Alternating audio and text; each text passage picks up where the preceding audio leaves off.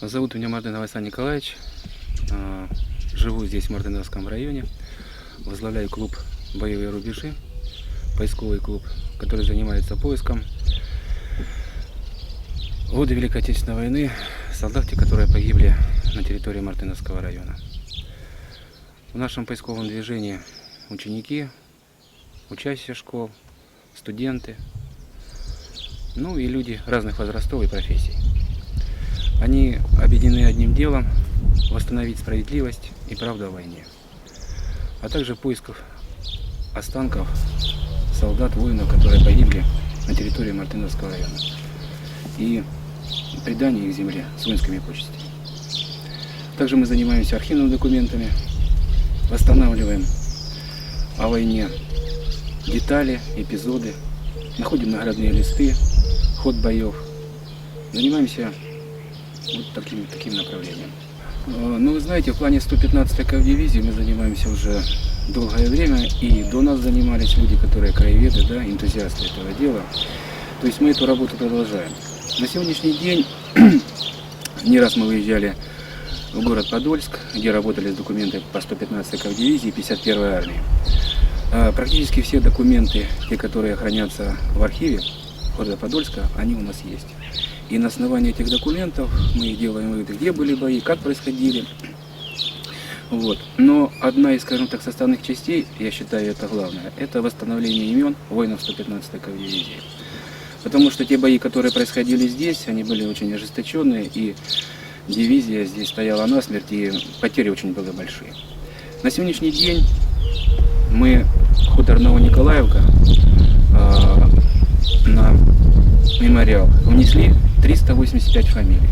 Хутор Московский 111. Ну и несколько десятков человек в самой Слободе Большая Мартыновка. Ну, поиск продолжается. Вот, идет работа. И я думаю, что еще фамилии будут. Просто это очень тяжелая, кропотливая работа. Приходится каждую фамилию выверять. Вот. Каждую соотносить с донесениями разных лет, в том числе и послевоенных лет, общаться с Кабардино-Балкарией, с районами. У нас очень хорошая взаимосвязь здесь. Вот особое спасибо Беслану Алиевичу Лямжинову за эту помощь, а также за помощь ветеранам Великой Отечественной войны из Терского района, Черекского района, города Баксан. То есть очень такая дружественная, приятная, теплая обстановка. Мы занимаемся этим. Но вы знаете, хочу сказать, что в сентябре месяце был составлен документ, подписанный полковником Скороходом, командиром 115-й кавдивизии, где указаны были потери. Значит, по этим данным погибло, ранено, пропало без вести, числится 3947 всадников. Это очень огромная цифра. Если по последним данным скажем, что состав дивизии, который пришел на территорию Мартыновского района, это было 4515 всадников. Вот и представляете, какие потери понесла дивизия здесь. Есть подписанный документ Хатукаевым, это очень тоже легендарная личность в Кабардино-Балкарии. Он написал книгу «Славы Овейной». И вот там есть документ, что из Мартыновки вышло из окружения 369 человек. 369. То фактически дивизия здесь полегла практически вся. Ну, по-разному сложились судьбы воинов. Кто-то был ранен, эвакуирован, кто-то пропал без вести. Ну, вот этим занимаемся. Вы знаете, сейчас цифры я сегодня не могу сказать, сколько пропавших без вести, да? Но общее количество, которое я сказал, да, мы внесли, там и пропавшие без вести были, которые числились пропавшими без вести. Ну, была, конечно, у нас трудность небольшая, потому что фамилии, да, они звучат так, пишутся так, имена, отчества и так далее.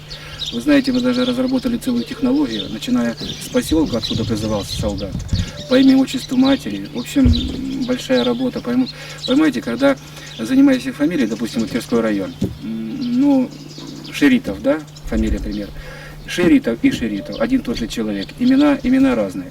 А в списках есть еще просто фамилия, инициалы, вот, даже без указания. То есть вот такая кропотливая работа. Я скажу, что эта работа занимала, ну, все колоссальное время, и мы точку на этом не ставим. То есть продолжаем дальше, потому что есть у нас варианты, скажем так, пополнения этих списков. Есть варианты пополнения списков. И вот внесение на Новониколаевку, в хуторе Ленов, вот, Московский, Большая Мартыновка. Этих имен, я считаю, для нас это, ну, скажем так, как бы не то что итог, а небольшой, скажем так, переход, понимаете, из одной точки отсчета в другую. То есть наработали большой опыт в этом деле. Поднимали мы, скажем так, фрагменты останков, да, фрагменты останков. И среди этих фрагментов останков часто встречались, скажем так, сопутствующие элементы, что это конники, всадники, да, шпоры, вот, приспособления для ремонта сбруи. Вот, мы судим, что... Но дело в том, что медальоны, те, которые выдавались в 1942 году кавалеристам, они не были общепризнаны, которые в 1943 году были, они были полулатунные, полуцинковые. Вот. Но условия нашей почвы не сохранились. Они медальоны есть, но они в состоянии 100% разрушены. То есть ни одной фамилии мы останков не установили. И сопутствующие документы, там ложки подписанные, фляжки, или может письмо, такого не находили.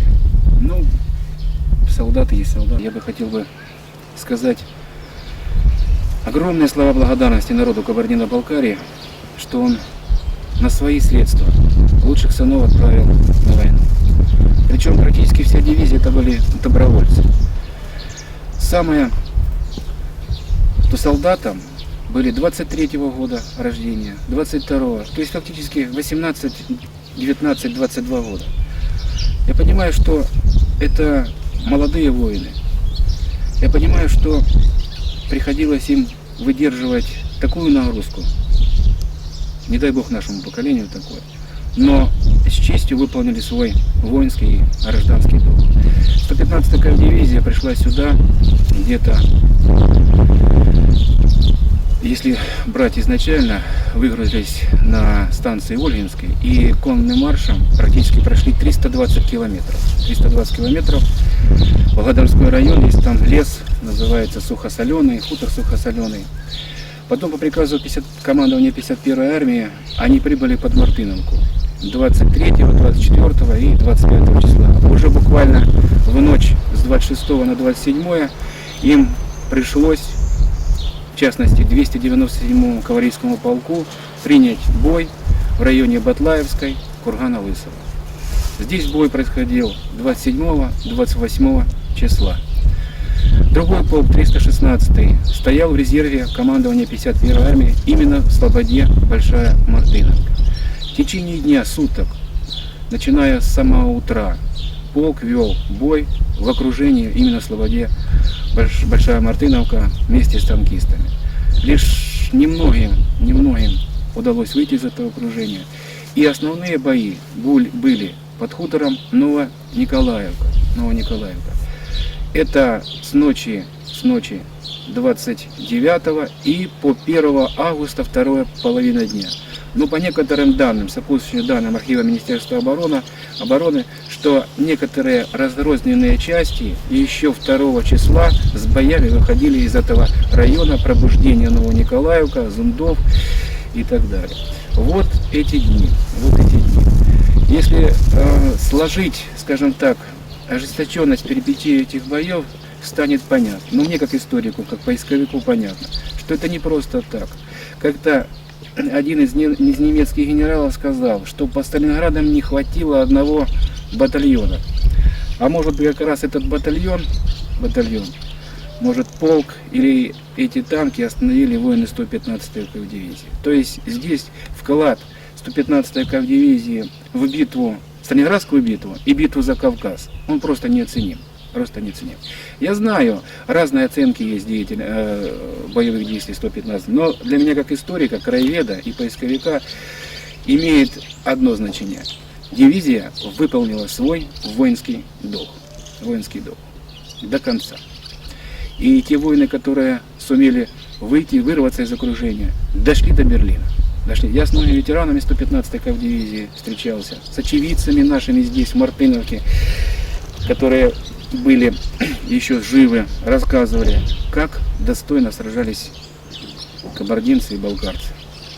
Вы знаете, когда впервые для меня было открытие, мы не знали долгое время, что есть награды за бои в Мартыновку, Батлаевской и так далее. Есть награды воинов, которые были награждены. Мы знали, что только один был командир 316-го полка, Захаров Иван Андреевич, награжден орденом Красной Звезды. Все. Но вот буквально за последние 10 лет больше 20 человек, воинов 115-й кавдивизии, было представлены к орденам и медалям. Вы знаете, даже награждения были после войны за подвиги и представления награждения. Удивительный факт, и в 44-м, и в 45-м году, и в 47-м годах люди вспоминали о подвигах солдат и награждали орденами и медалями. Вот это было самое такое открытие для нас. Наградные листы, подписанные полковником Скороходом, командирами полками, которые остались живы, как раз говорят о том, о мужестве и отваге артиллеристов, конников, ну, практически всех родов войск, которые входили в состав 115-й дивизии. Ну, вот так судьба сложилась в дивизии, что пришлось стать против танков, стать против отборных частей. Я скажу, та дивизия, которая немецкая здесь воевала, она имела колоссальный опыт ведения боевых действий. Там люди находились подготовленные. И поэтому дивизия, смотрите, 26, 27, 28, 29, 30, 31 и 1 августа держала оборону. Это достойный итог и достойное, скажем так, поклонение подвиг этих людей. Поэтому наша задача восстановить фамилии этих солдат. Я сейчас скажу, что еще один маленький факт, это к предыдущему вопросу относится. Дело в том, что политработников, ну то есть политруков, комиссаров в 1942 году не густо награждали. Но показатель отношения командования к дивизии, когда был награжден орденом Красного Знамени полковник Скороход за бои в Мартыновке, а также был награжден комиссар дивизии, тоже орденом Красного Знамени, это о чем-то говорит. То есть командование было представлено правительством, высоким правительственным наградам. Вот вы говорите про Шеритова Хажисет Хатшукович. Вот. Дело в том, что он есть на наградных листах, вот, и сейчас мне не изменяет память, он был награжден за бои орденом Красной Звезды. Вот. Но потом, и, наверное, Совет ветеранов 51-й армии, 115-й кавдивизии, наверное, вот этот наградной лист, и при участии Скорохода Антона Филипповича был вот наградной лист написан. Да? Но я знаю то, что он награжден орденом Красной Звезды. Был награжден. Судьба награждений послевоенных, много людей вернулось из госпиталей 115-й кавдивизии, которые получили ранения в ходе боев. В этих наградных листах написано, что за бои в районе Большой Мартыновки, Батлаевской и так далее получил тяжелое ранение, ну то есть стал инвалидом. И вот послевоенное награждение как раз относится к этому периоду, где награждали от ордена Красной Звезды медалью за отвагу или за боевые заслуги. Такие факты мы установили, они есть. Награждали районный и областной военкомат Кабардино-Балкарии. А что вот касается боев непосредственно награждений, которые были в командовании Сталинградского фронта, потом 51-й армии, они были. Есть даже отдельный наградной лист.